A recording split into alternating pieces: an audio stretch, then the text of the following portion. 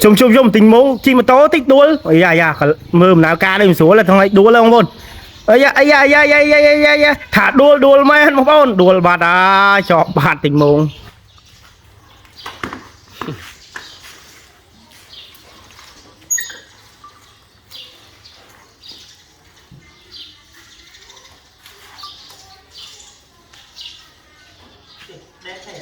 thẹn này ở đây cũng thẹn nhận thò đi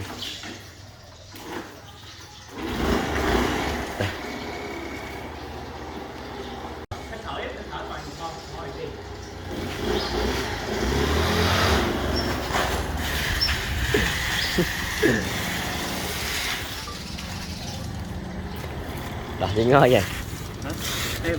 em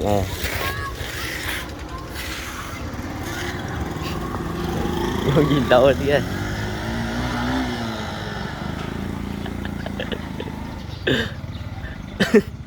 đi ơi đâu em len chết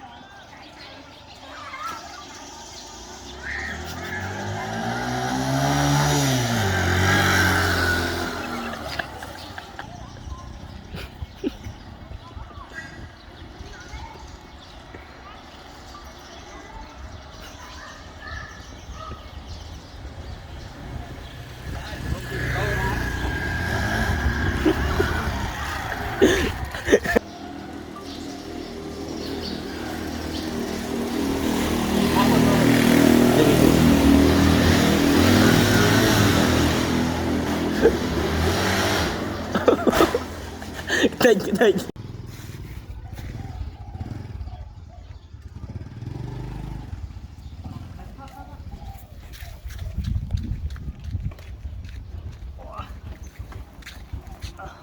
ok bạn